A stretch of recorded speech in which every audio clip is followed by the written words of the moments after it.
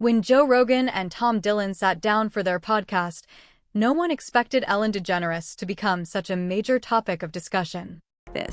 Ellen's rough. Ellen is like an old. But it's a rough one now. It's a rough one now because she was running Abu Ghraib in the back of her show. They weren't just making jokes. They were highlighting a perceived gap between Ellen's public persona and reports from behind the scenes. Ellen built her brand on a simple message: be kind. However, multiple reports from former staff and industry insiders suggested that the workplace environment on her show didn't always reflect that ideal. Some employees described it as tense, with strict rules and limited openness. Others claimed they felt uncomfortable speaking up. With her. That's a rough one. She's out there dancing with Kristen Bell, and in the back, there's people that are getting up on the rack like this. It's so weird when you see, like, a lot of people saying that someone who seems so nice is not nice at all. She doesn't seem nice, but that's people have a very poor judge of character. She doesn't seem nice. It seems forced. People that are like that all the time, she doesn't seem nice. It's very forced. And whatever, you're allowed to be a bitch, right? You're allowed to be a bitch. You're allowed to be nasty to people. You're accomplished. You're a comedian. You did the whole thing.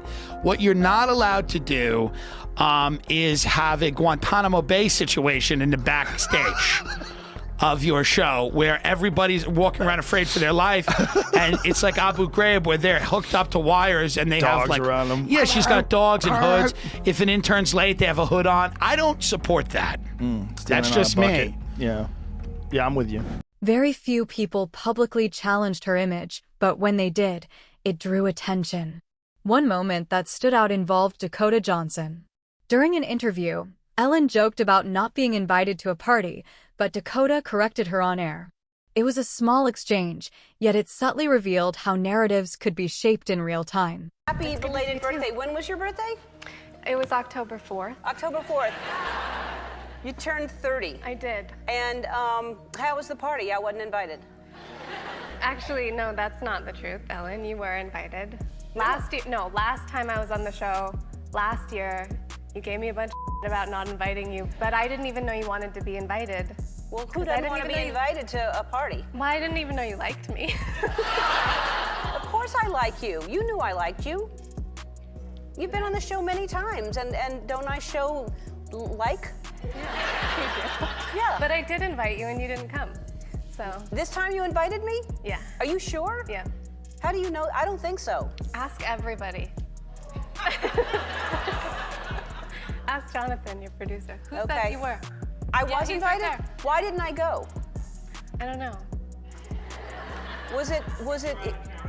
Oh yeah, I had that thing. It was probably in Malibu. That's too far for me to go to. Yeah. Yeah. It was. Yeah. No, I think I do remember I was invited. Thank you. You're welcome. That clip quickly went viral, and it sparked broader conversations. Soon after, a tweet from comedian Kevin T. Porter encouraged people to share their experiences. Hundreds responded, and many of the stories pointed to similar concerns about the workplace culture. I called her out. I was like, Ellen's not that nice. This was after you went on the show? After I went on the show. What was it like meeting Ellen? And is she a good person? Let's just all go back to 2017, where I was the first person to call Ellen out before anyone else You called her out? Yeah. What do you mean? I called her out. I was like, Ellen's not that nice. This was after you went on the show? After I went on the show, and the world blew up about it and was like so mad at me about it, and then someone else said it, and then it was like, oh my God, Ellen's not nice. Yeah. Oh, okay. Why do you say she's not nice? I can't explain it. It was just an really energy? weird. I ran into her like backstage. It was like an awkward thing, and like the producers were really scared. I was like, what's going on? They were like, that was not supposed to happen. We're gonna get in trouble. It's like so weird. She was like, hey. It was like, I was like, oh hi. Like I was like, I'm so excited. And she was like, Rogan and Dillon argued that Ellen's situation wasn't sudden, it was delayed. For over 15 years, her show remained highly successful and influential. In entertainment, when someone is at the top, issues can go unnoticed or unchallenged. People often stay silent when their careers are at stake. But once momentum shifts, everything tends to surface at once. Key takeaway: power can shield problems, but only temporarily. Is Ellen DeGeneres rewriting history? That's what some of her former staffers claim she's doing in her new Netflix stand-up special, For Your Approval. I got kicked out of show business. Yeah. Thanks. Yeah, because I'm mean. Yeah. Yeah, you can't be mean and be in show business. No, they'll kick you out. She uses jokes to address the controversy. I was in therapy for a while trying to deal with all the hatred that was coming at me, and at one point my therapist said, "Ellen, where do you get this idea that everyone hates you?" And I said, well, New York Times, Washington Post, Entertainment Weekly, Us Weekly. I think Elmo may have said something recently on an episode of Sesame Street. But this producer who worked with her takes issue with how she's addressing allegations that there was a toxic work environment at her legendary talk show. The essence of the special really was totally a lie. Hedda Muscat says Ellen's special hits all the wrong notes. I felt Ellen was not taking responsibility at all. She was sugarcoating it. The Ellen DeGeneres show went off the air after 19 seasons in May 2022, mired in controversy, including allegations of racism and sexual misconduct. Ellen addressed the allegations back in 2020. And if I've ever let someone down, if I've ever hurt their feelings, I am so sorry for that. In the special, Ellen describes the work environment she remembers. It was a family to me. We had so much fun together at that show. We laughed all the time. We played games all the time. I felt it was not a family. It was an atmosphere of fear. When criticism peaked, Ellen attempted a comeback, including a new special. However, some critics felt her response focused more on how she was affected, rather than fully addressing the concerns raised. That's where the backlash intensified. In situations like this, audiences aren't looking for explanations, they're looking for accountability. You know, I had a whole bunch of weird paranoid suspicions about what the hell was going on because there was a lot of stuff I couldn't understand. Right. And nobody was really bothering to explain it to me. They don't. And and I formed a bunch of opinions about the town and about the people in it that were like, surely that couldn't be, because a whole place can't be like, you know, Weird Town, you know, where the stranger wanders in and all the people are in the bar and they all shut up when he looks at them and they tell you don't go into the house on the hill, and it's like that. And then you go away and you think, no, I was wrong. I mean, that's insane thinking. I'm paranoid. I imagined that stuff. That couldn't be the reason for why so-and-so was acting like, could it? And then you find out later on the track that you are exactly on track with a lot of this stuff. Not specifically on track, but that you could, that some of your worst nightmares were real at the time, and you think, no, he came to see me on a rooftop in New York. I said, hey, can I talk to you? And he said, sure. And he floated in, sideways, through a crowd of people. He was wearing black, and it was like one of those old vampire movies where they don't walk, but they glide. And he was a dancer, you know, so he has he's very, you know, graceful. And he moved sideways, and he just sat down in a chair next to me, and it kind of frightened me. And he's a very smart guy. And we started talking, and I didn't, you know, say much of anything about reading the script, nothing. I just started talking about the Middle Ages, and he began to talk tortures. And we swapped tortures, because I'd read this book on torture. And I tried to recall some of the most heinous things I'd ever read in this book, and he was like, oh, and he'd try and top it. And and my assistant was there, and he left because he couldn't stand it anymore. The air had turned cold. And then he left, and I wanted to leave. And because I knew that... At the same time, online discussions began expanding into broader and often unverified territory. Various theories and claims circulated across the internet, linking multiple public figures to larger controversies. It's important to note that many of these claims remain speculative and are not supported by verified evidence. The word pizza appears in the Epstein files 909 times. Let's take a look together. I've been spending a lot of time looking at the new documents released from the DOJ regarding Jeffrey Epstein, and I ran a search this morning for the word pizza, just out of curiosity. Well, that came up with 909 results, some of which are going to be displayed behind me in this video. I've also put in some screenshots of who is who that showed up in these emails. Now, you can go and search the DOJ files yourself to read these in full. I am sure that some of these emails were just people innocently planning to eat pizza together.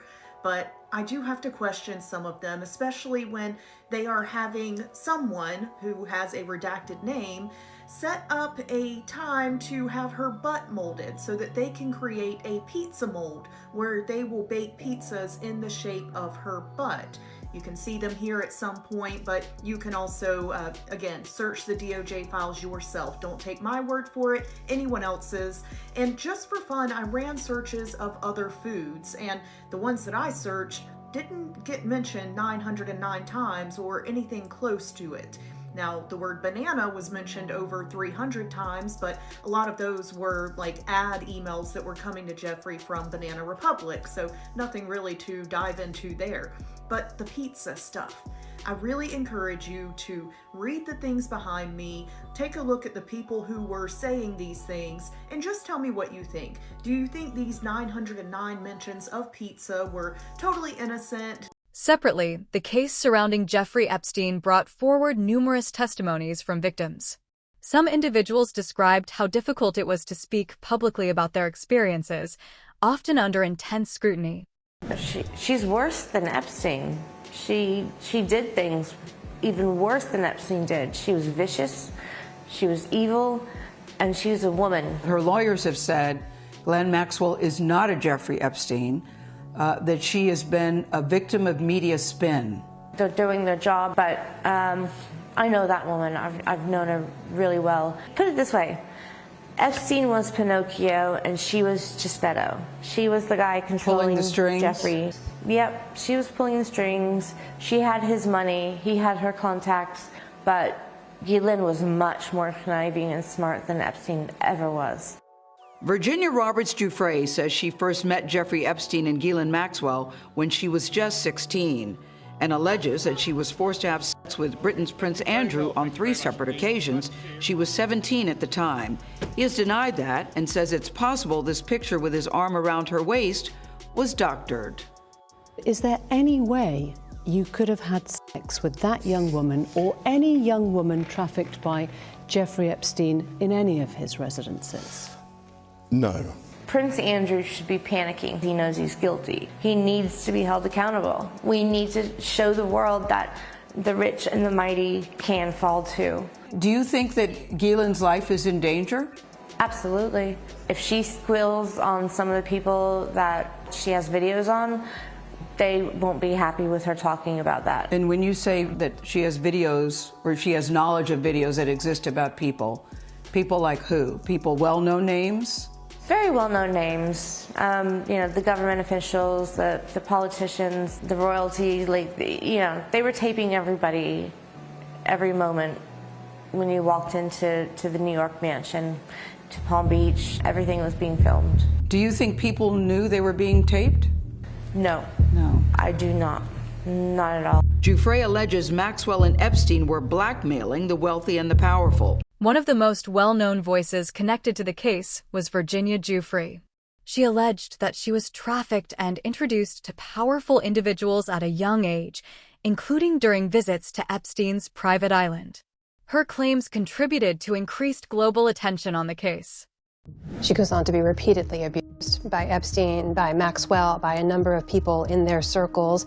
She's named some of them before. She's named Prince Andrew before, for sure. She details multiple allegations here of his assaults against her, and he has since been stripped of his royal title since the book came out and these details were revealed. I have to wonder, has there ever been any legal accountability, any attempt at legal accountability with the people that she's named before and now in this book? Well, this is why everybody's clamoring for the Epstein files, what we are now calling the Epstein files. I don't think anyone exactly knows how voluminous they are. They may be 12 file cabinets. They may have videotapes in them. We're not totally sure, but I know what Virginia told the FBI, and she did it repeatedly. The allegations were made. She's been deposed several times, and those depositions are public, and there are many, many men named in those public depositions. Not all of them are in the book, but the names are out there. And basically what's happened so far is those men have had their publicists issue statements saying, we deny it. And that's as far as it's gone. Virginia documents in the book the details that Epstein saved, right? Photos, videotapes, presumably lists and other documentation somewhere else. Is it fair to assume all of this is in the hands of the authorities? And in saying release the Epstein files, what do you think would be learned from that? Well, I think there should be a trove of information. We also know from Virginia's account that there were video cameras in that Manhattan townhouse in all of the private spaces, I believe even in the bathrooms. So those videotapes would theoretically not just let you know the horrors that went on in the house, but they might even identify some of them. Her testimony, and others, suggested a much wider network involving influential individuals across different countries. As more details emerged, many questioned whether full accountability had been achieved. But it was this social media post made in March this year that first alerted the world Virginia was in trouble. And Prince Andrew's accusers, Virginia Giuffre, is tonight in a Perth hospital. She is fighting for her life after a bus crash, and a serious crash which has left her with just days to live. She had been a passenger in a car hit by a school bus, a crash she alarmingly claimed left her so injured she only had 4 days left to live. It was a private post Virginia accidentally made public, but instead of sympathy, the general response was immediate scepticism and derision. Doubt Virginia's brother, Danny Wilson, says was unfair and unfounded. It was an alarming post to read that Virginia had been told that she had 4 days to live. So I spoke with the doctors, and they told me she was in very serious shape and she had 0 kidney function. What the doctor had told her was, like, untreated in your condition with 0 kidney function, if you do not get treatment, you got about 4 days before your body poisons itself. Virginia Giuffre's dad and attorney are reportedly questioning how she died. Giuffre was a vocal and visible accuser of Jeffrey Epstein and Prince Andrew. She was found dead on her farm outside Perth, Australia over the weekend, less than a month after she made headlines again after posting a picture of herself in a hospital bed saying she had just days to live. Australian police told media outlets that no one was reported injured in the crash and the car involved sustained roughly $2,000 in damage, and the bus driver had reported the incident the next day. The aftermath of that story brought to light a court battle that she was having with her estranged husband, Robert Giuffre. According to People, Robert hit Virginia with a restraining order in February that prevented her from seeing their 3 teenage children. Robert also accused Virginia of violating that order. Virginia accused her estranged husband of physical abuse. Sky News in the UK says the couple separated in 2023. Robert's attorney had no comment for People, who exclusively spoke with members of Giuffre's family. Prince Andrew has yet to make a comment about the death of Virginia Giuffre, but he has had someone in his corner who has repeatedly attacked Virginia on social media. Her name is Victoria Hervey. She's a model, a socialite, and a former girlfriend of Prince Andrew. Now, when you look at her Instagram, you can see she has a playlist of story posts that attack Giuffre since that bus crash in March. One of the posts read, quote, "The pain caused by her lies, destroying lives and tearing families apart, all for money, is no small thing. She has a lot to answer for. I call this divine judgment by God. People often say karma has a way of catching up." And, quote, "As Ghislaine Maxwell put it, Virginia is a fantasist." Remember, Maxwell's serving 20 years in prison. She is now a convicted sex offender. But even in death, Hervey continues to post about Virginia Giuffre. Over time, the case continued to raise difficult questions about power, influence, and justice, especially when high-profile individuals are involved. We're learning more about the shocking death of DJ Twitch, a popular personality from Ellen DeGeneres' show.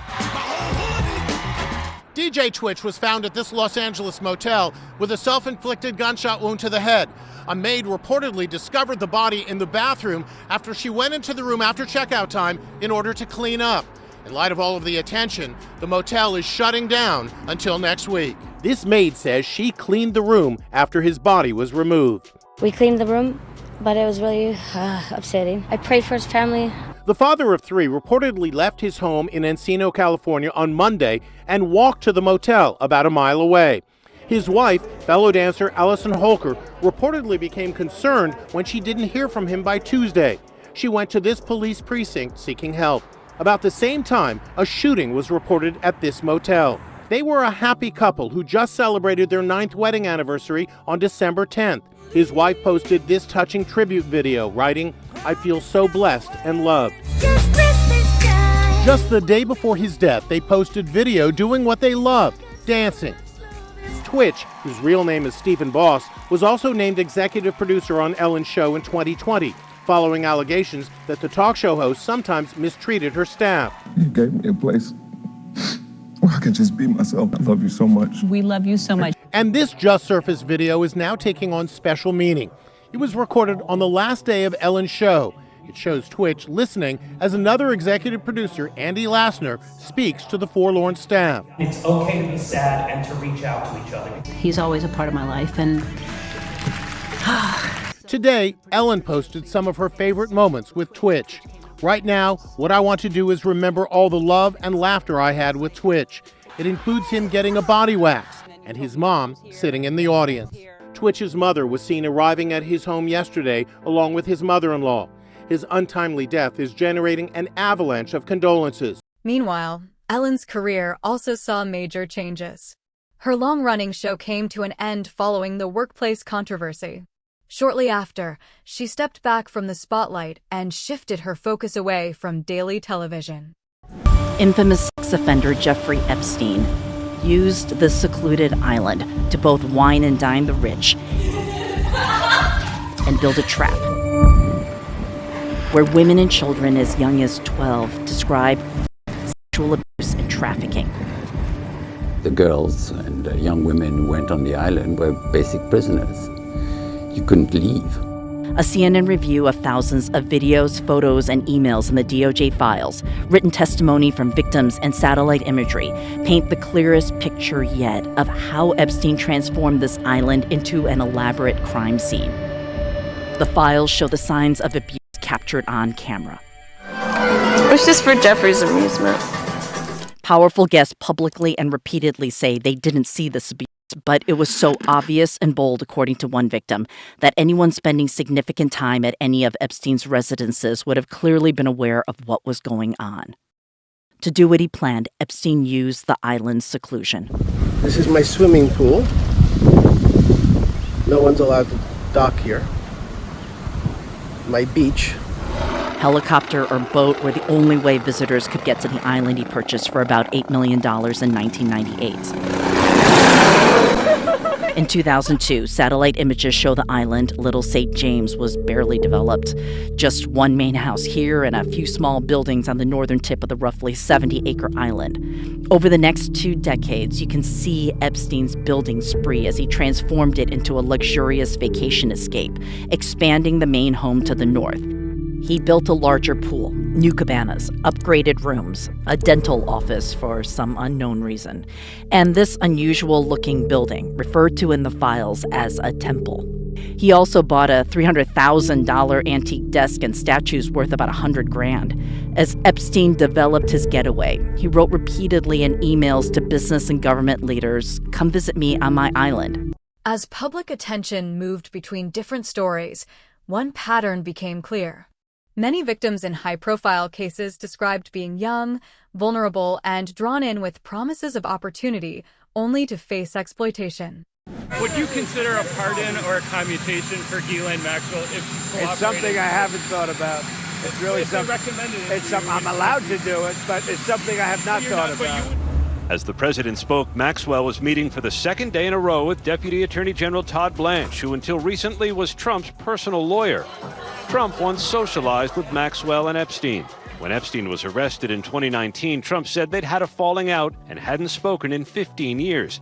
Maxwell has long faced questions. Ask you about all the allegations that have come out, Ghislaine. Happy New Year. When she was arrested, the president said he wished her well. Sources tell ABC News it was Maxwell who requested this week's meetings with the Deputy Attorney General and that she was granted a limited form of immunity so she could answer questions without fear it could later be used against her. Legal developments in the Epstein case continued, including discussions around potential testimony and cooperation from key figures. Attorneys and analysts debated possible outcomes, but many aspects remained uncertain. She may remember last week, Melania did an impromptu press conference, right? Where she said the lies must stop, right? So she was married to this man or in a relationship with this man for 2 decades named Paolo Zampalli.